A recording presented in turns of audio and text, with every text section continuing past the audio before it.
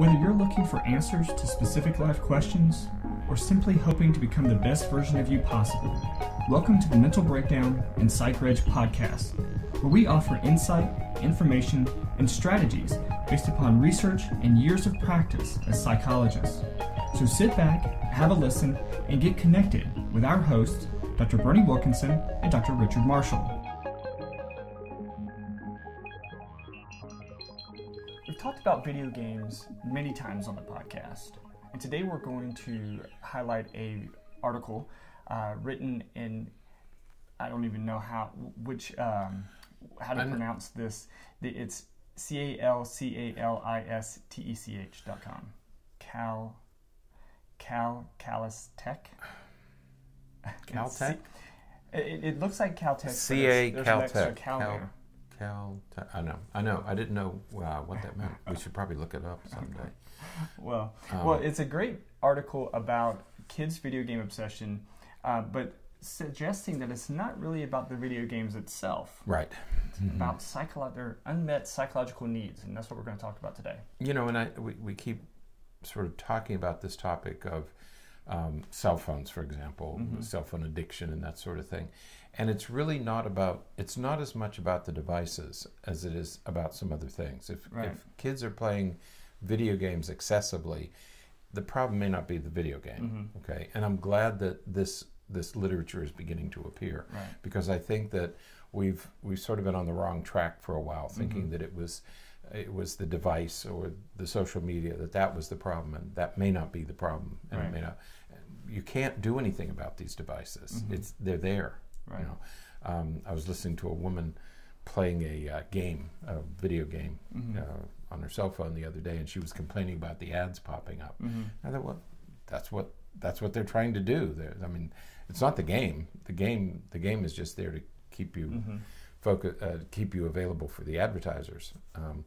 But that's the technology that we're using, and so we have to learn how to use it wisely. And these kinds of articles help us to do that. Right. Well, the author starts out in much the same way that we discuss these issues. That look, there's not really any indication that we got to be careful with what we're calling addiction. That's number one. Yeah. You know, and we've talked about that before on the program. Is that this isn't addiction. Right. And they have a better word for it here. Yeah. Overindulgence. Right. And because it really is not an addiction. Right. And the reason we know it's not an addiction is because kids will stop. Right. You know, if it was an addiction, they wouldn't be able to stop. But in fact, kids stop. Right. You know, yeah. So. And so, the question begins with the question of, are video games bad for our kids? Right. And the short answer is not really. They're not really bad for our kids. Right. But there is a more comprehensive answer to that. Right.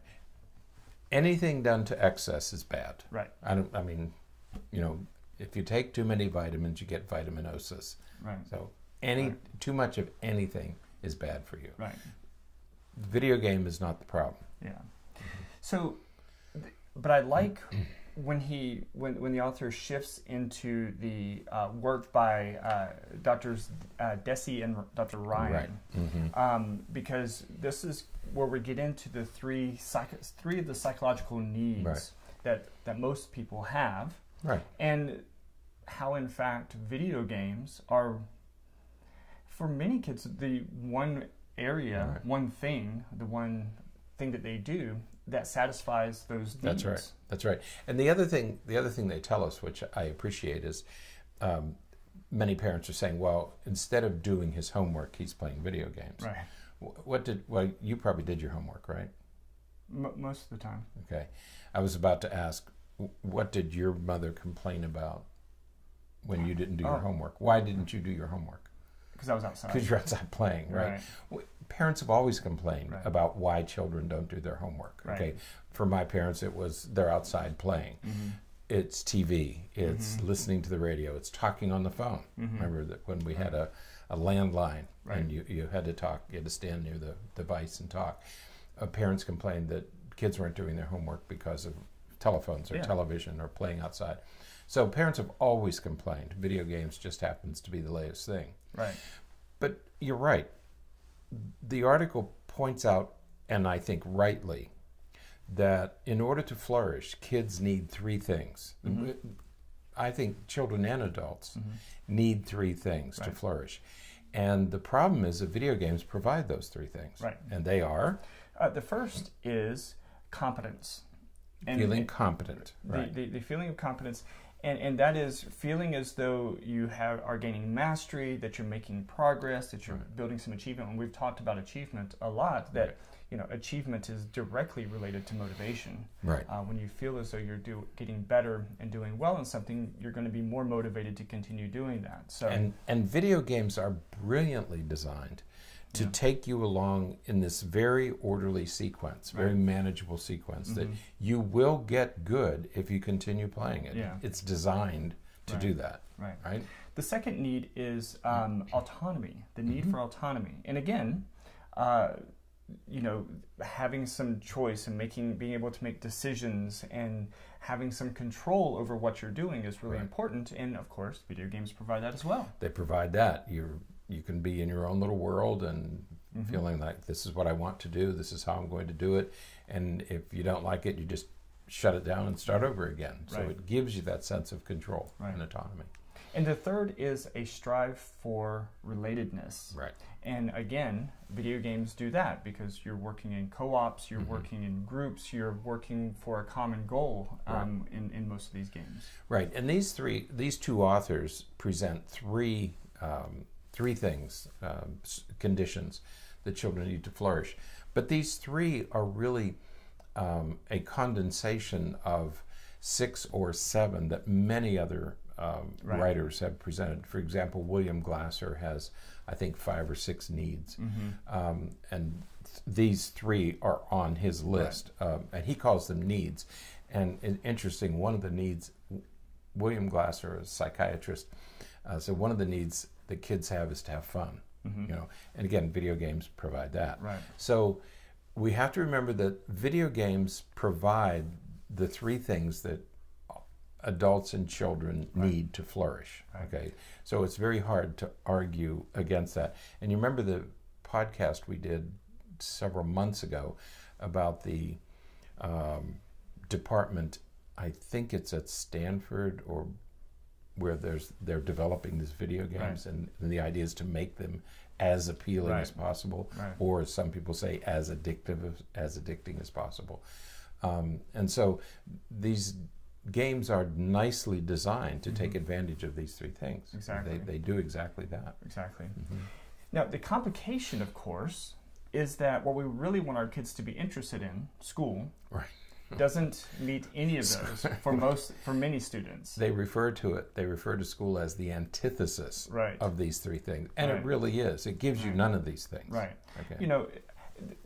Arguably some kids are gaining competence, but the way that the school system is designed right now, competence is really difficult for a lot of students because it's moving at a pace and it's introducing ideas and concepts at a level that is very difficult for many students, and so they're not gaining the competence that they maybe could have in the past or could have in other circumstances. And again, they certainly don't have any autonomy because they're not making any decisions. They're not allowed to make any decisions about things. And relatedness is really difficult because I was writing to someone the other day, and I mentioned the idea of silent lunches. Where oftentimes we are now in a culture where students aren't allowed really to socialize as much at school as they once could, and so they're not building some of those relationships and bonds that they used to. When you decide that you're going to educate groups of students, any group you put together is going to be heterogeneous. There's going to be some high achievers, middle achievers, and low achievers. No matter how you slice it, even if you have 10 students in a class and they all meet criteria for gifted, there's still going to be some who are more gifted than others. Okay, so you're always going to have 3 groups. Once you decide that you're going to educate a group, you are going to have to appeal to a middle ground. And so for some students, competence is going to be either impossible or exceedingly difficult to achieve. And their failure is going to be public. Everybody in the class is going to know that you're failing. Whereas in a video game, failure is private. Nobody knows that Nobody knows that you didn't succeed. Right. And you don't, it's like gamblers. They don't tell you what they lost, they only tell you what they won. Right. So kids will tell you what they're achieving, but not what they're failing at doing. Yeah. And so, yes, when these groups, when you deal with a classroom of students, you're going to lose those three things. You're going to lose autonomy because you have to be told what to do, what courses to take, what assignments to do. You're going to be losing relatedness because we don't want you talking to each other. We want you to sit and do your work. Okay, so you're going to lose the three things that we need to flourish in a school setting. Right. They also point out you also lose these things in organized activities. Right. Kids learn those three things. You learn those by playing on your own, playing without adult supervision. We learned how to do that stuff. Right. And we talked about this in another podcast. We learned how to do these things by playing without adult. We settled our differences. Right. I mean, you're playing sports. There's always a question of whether you were inbounds or out of bounds, whether it was a ball or a strike, whether you were safe or out. We settled those differences, whether you were fouled or not in a basketball game. We learned how to settle those differences. When you're in adult organized team sports, all that is taken away, and it's assumed by the adult supervisors. Right.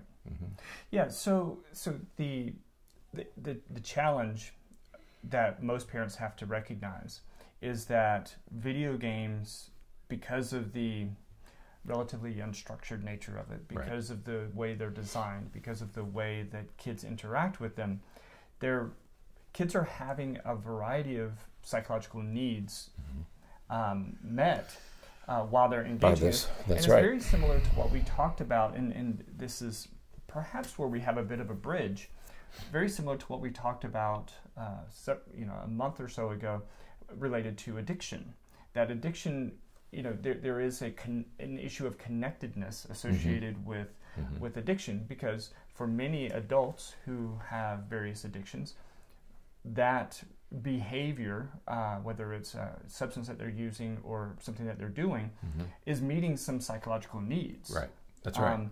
And so it is doing the same thing here for kids. Again, I'm not referring to video gaming as an addiction. Right. I'm just saying that there's this similar pattern where we are having our psychological needs met in one way, despite the fact that parents and culture and life wants us to have them met in a different way. That's actually a good analogy, because it's not the alcohol, for example, that's the problem. It's that you're self-medicating. There's some problem that the alcohol is addressing, and these authors are taking a similar, or this author's taking a similar stance. The video game is not the problem. It's that the video game is covering up, it's obscuring some other problem. And what we should do is think about the other problem. Absolutely.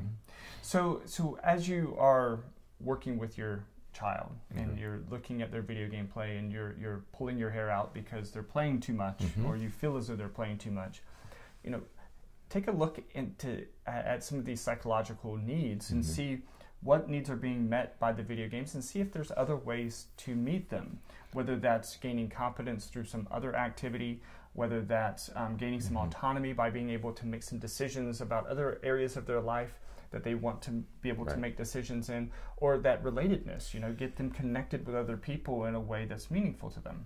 Right, and the same would apply for young adults. Sure. We frequently hear married couples come in and say, well, he's always playing video games. He's always playing video games. If adults, especially adults with partners, are playing games excessively, maybe you should look at these same three things. Is why are those needs being met this way, rather than in a real relationship with either your partner or other people? Absolutely. So it applies to all of us, not just to children. Absolutely. So, all right. Good. That's it then for today. Until next time, stay happy, stay healthy, and forget to be afraid. Thanks for sharing this episode of the Mental Breakdown and Psychreg podcast.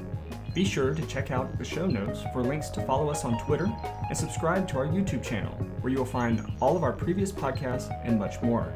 We would be honored if you would become a patron through patreon.com, where any donation you can manage will go to the development and creation of more content. Just visit patreon.com/thementalbreakdown for more information.